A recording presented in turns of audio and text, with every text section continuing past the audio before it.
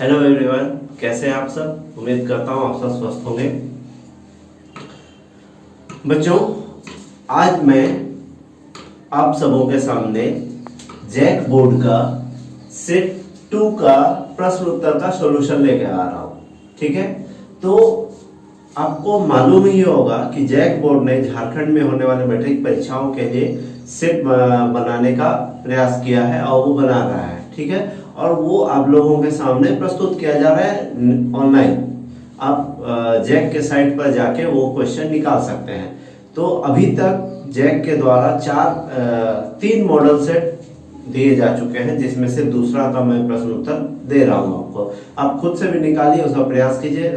Jack आपके सामने 5 model set देगा। मॉडल सेट को अगर आप सॉल्व कर लेते हैं तो लगभग उम्मीद है कि आप 50% क्वेश्चन आसानी से सॉल्व कर लेंगे। तो ये आपके लिए बहुत ही अच्छा होगा कि आप जितने भी मॉडल प्रश्न हैं उसको आप खुद से सॉल्व करें। ठीक है, मैं यहाँ पर एसएसटी का क्वेश्चन सॉल्व करूंगा और कोशिश करूंगा सभी क्वेश्चन को आपको समझा दूं। लॉन्ग क्वेश्चन में समझाने का प्रयास करूंगा। यहाँ पर मैंने एक छोटा क्वेश्चन लिखा है 4 मार्क वाला, लेकिन हो सकता है लॉन्ग में ना भी लिखूं, तो मैं समझाने का प्रयास जरूर करूंगा। लेकिन हाँ, ऑब्जेक्टिव जितना भी है वो मैं करा दूंगा। तो चलिए शुरुआत करते हैं वीडियो की। तो इसमें देखिए, सबसे पहला प्रश्न क्या है, यंग इटली सोसाइटी की स्थापना कब हुई। यंग इटली सोसाइटी ये क्या है, ये आपका इटली के एकीकरण में उपयोग में लाया गया था। यंग इटली ये जो है ये प्रस्तुत किया गया था किसके द्वारा। देखिए ऑप्शन क्या है, बिस्मार्क, कैमूर, मेजिनी, गैरीबाल्डी। तो इसको प्रस्तुत करने वाले इंसान यंग इटली की स्थापना मेजिनी ने की थी। ठीक है, अब वो उन्होंने कब की थी, वो उन्होंने की थी 1831 में। अगर याद रखना हो तो इसको याद रख सकते हैं, कहीं पूछ देगा तो ये देख लीजिए, ये 1831 में की गई थी यंग इटली सोसाइटी की स्थापना। ठीक है, अगला है रॉलेट एक्ट कब पारित हुआ। रॉलेट एक्ट के विषय में मैं थोड़ा बताना चाहूंगा। ये क्या है, इसमें आपने पढ़ा ही होगा कि अंग्रेज भारतीय के द्वारा जो विद्रोह किया जा रहा था, आंदोलन किया जा रहा था, उससे वो परेशान हो गए थे। उन्होंने क्या किया था, एक नियम बना दिया कि वो बिना किसी पे कानून के मुकदमा किए, बिना किसी पे कुछ केस किए, किसी को भी जेल में डालने का कानून बना दिया था और वो कानून पास भी हो गया था। तो इस कारण से रॉलेट एक्ट का हर कोई विरोध करने लगे थे। तो यही था रॉलेट एक्ट। ठीक है, कि बिना किसी कानून के या मुकदमे के किसी को भी जेल में डाल देना, तो इसका लोग विरोध कर रहे थे। तो ये कानून कब बना है, ये कानून कब बना है, 1918 में, 1919 में, 1920 में, 1921 में। तो इसका क्या उत्तर होगा, इसका उत्तर होगा 1919 में। और इससे संबंधित एक और चीज बता दूं, इसी का विरोध करने के लिए यहाँ पर जमा हुए थे। जालियांवाला बाग हत्याकांड आपने सुना होगा, तो जालियांवाला बाग हत्याकांड इसी के बाद हुआ था। इसी का विरोध करने के लिए लोग अमृतसर के जालियांवाला बाग में इकट्ठा हुए थे, जिस पर जनरल डायर ने गोली चलवा दी थी। 300-350 से ज्यादा लोग उसमें मारे गए थे, ये आंकड़ों के अनुसार, सरकारी आंकड़े के अनुसार। लेकिन कहा जाता है कि उससे कई गुना ज्यादा लोग मारे गए थे, लेकिन उसका कोई आंकड़ा नहीं है। ठीक है, तो रॉलेट एक्ट कब पारित हुआ है, 1919 में। और जालियांवाला बाग हत्याकांड भी इसी के बाद हुआ, 13 अप्रैल 1919 को। ठीक है, अब तीसरा क्वेश्चन, औद्योगिक क्रांति सर्वप्रथम कहाँ प्रारंभ हुई। औद्योगिक क्रांति क्या है, औद्योगिक क्रांति कहने का मतलब है उद्योगों में आई क्रांति। ठीक है, पहले लोग किससे काम करते थे, हाथों से काम करते थे, और धीरे धीरे किससे काम होने लगा, मशीनों से काम होने लगा। और मशीनों से काम होने के बाद क्या हुआ कि एक मशीन कई सारे लोगों का काम कर देती थी, जिसके कारण लोगों का काम कम पड़ने लगा था, लोगों की जरूरत कम होने लगी थी। औद्योगिक क्रांति होने, लोग इसका विरोध भी करने लगे थे। तो ये औद्योगिक क्रांति सर्वप्रथम कहाँ हुआ था, ये इंग्लैंड, जर्मनी, इटली, फ्रांस, कहाँ हुआ था, ये हुआ था इंग्लैंड में। ठीक है, इंग्लैंड में हुआ था सर्वप्रथम। अब आते हैं हम अगला क्वेश्चन, आर्थिक महामंदी की शुरुआत कब हुई? आर्थिक महामंदी क्या है?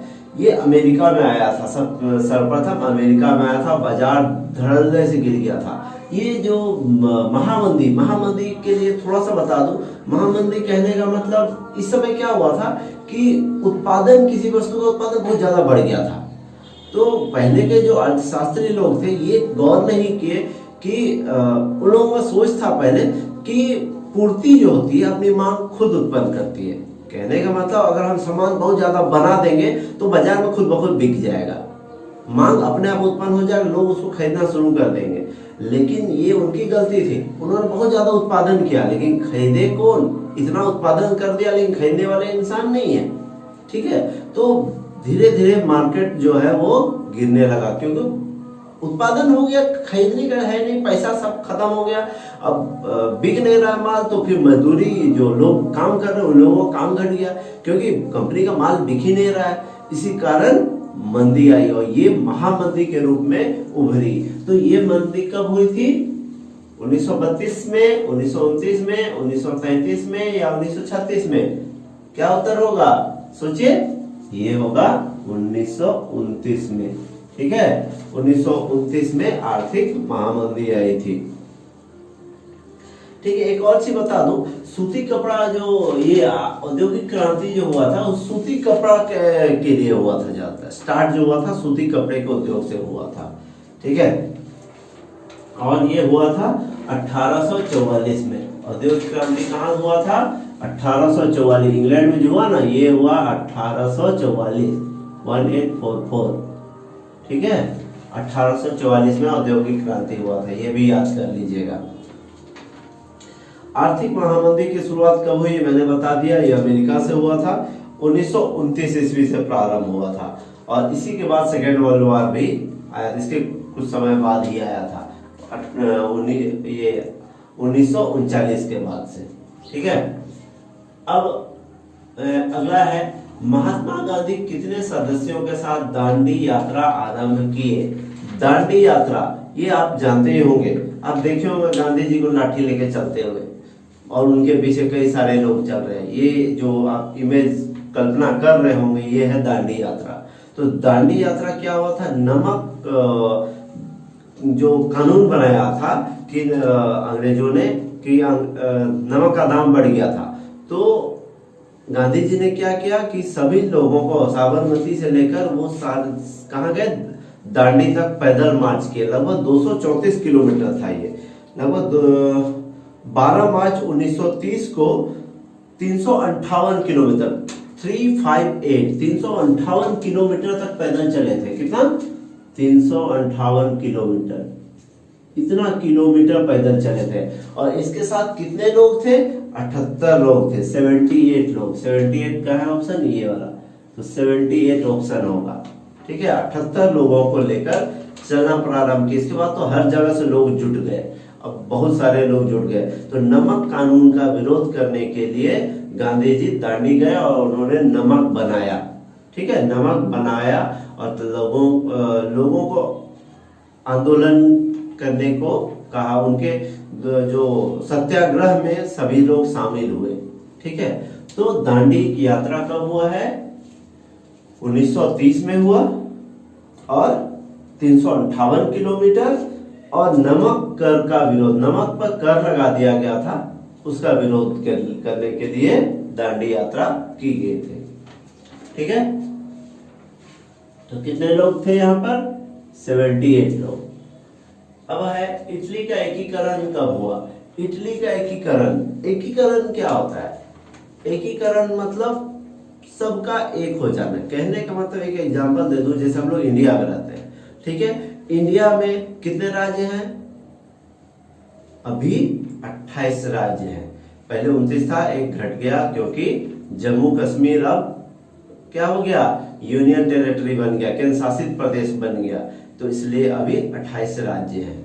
ठीक है, तो ये जो 28 राज्य हैं, ठीक है, तो 28 राज्य में कहाँ का कानून? एक देश का कानून क्या है? भारत देश में हम लोग सब शामिल हैं, तो हम लोग एकीकृत हैं।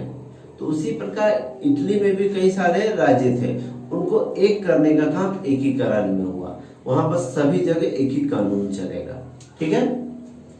तो इटली का एकीकरण कब हुआ है? 1871 में, ठीक है, 1871 में यहां पर हुआ है, ठीक है। और किसने करने में मदद की? इटली का एकीकरण करने में मदद किसने की थी? अभी बताया था मैंने, मेजिनी ने, ठीक है। हाँ, वियना सम्मेलन की मेजबानी किसने की? ड्यूक मेटरनिख या नेपोलियन बोनापार्ट? इसका उत्तर क्या होना चाहिए? इसका उत्तर होगा ड्यूक मेटरनिख, ठीक है।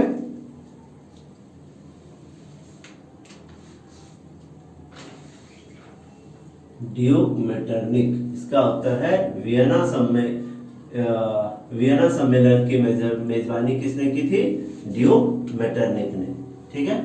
अगला ऑप्शन है डैश को जालियांवाला बाग हत्याकांड हुआ। हाँ, अभी तुरंत मैंने बताया था, कहां पर? रोलेट एक्ट के पास। तो उसी के बाद हुआ है 1919 में, यहाँ बताया, यहाँ में 1919 में होगा। कब? 13 अप्रैल 1919। तो 13 अप्रैल 1919 को जालियांवाला बाग हत्याकांड हुआ था, ठीक है। ये हो गया। अगला क्वेश्चन है रक्त और लौह की नीति से आप क्या समझते हैं? रक्त और लौह की नीति, ये नीति कब की है? ये जर्मनी के एकीकरण में हुआ था, ठीक है। और जर्मनी का एकीकरण में आप बिस्मार्क का नाम पढ़े होंगे, आप बुक में देख लीजिएगा। बिस्मार्क वहां का प्रसा का ये क्या था? प्रसा के राज्य का ये प्रधानमंत्री था। विलियम प्रथम जो था प्रसा का राजा था, तो उसने ही बिस्मार्क को प्रसा का प्रधानमंत्री घोषित किया था। उसी ने जर्मनी के एकीकरण में महत्वपूर्ण रोल अदा किया। और उसी का सोच ये था कि सैनिक शक्ति से पूरे देश को एक किया जा सकता है, पूरे राज्य को एक किया जा सकता है। तो इसीलिए उसने रक्त और लौह की नीति अपनाई। तो अब देखिए क्या है, रक्त और लौह की नीति का प्रतिपादन बिस्मार्क ने किया था। बिस्मार्क ने इस नीति का उद्देश्य सैन्य शक्ति के सहयोग से जर्मनी का एकीकरण करना था। अतः अंततः 1831 में संपूर्ण जर्मनी का एकीकरण संभव हुआ और रक्त और लौह की नीति सफल रही। तो उसकी नीति क्या थी? रक्त और लौह की नीति, ठीक है। तो उसी के बिस्मार्क के प्रयास से ही जर्मनी का एकीकरण संभव हो पाया, ठीक है। अगला क्वेश्चन है बहिष्कार आंदोलन का क्या अर्थ है? ये भी आप भली भांति जानते होंगे कि अपने राष्ट्रवादी आंदोलन, भारत के राष्ट्रवादी आंदोलन में पढ़ा होगा कि हम लोगों ने विदेशी कपड़ा का बहिष्कार करना शुरू कर दिया था, विदेशी कपड़ा को जलाना शुरू कर दिया था और स्वदेशी वस्तुओं का उपयोग करना शुरू कर दिया था, पढ़ा है ना। तो वही सेम चीज बहिष्कार आंदोलन है। तो इसके विषय में उत्तर है, देखिए, इस आंदोलन के तहत लोगों ने ब्रिटिश वस्तुओं का बहिष्कार करना तथा स्वदेशी वस्तुओं का के प्रयोग को महत्व देना शुरू कर दिया था, ठीक है।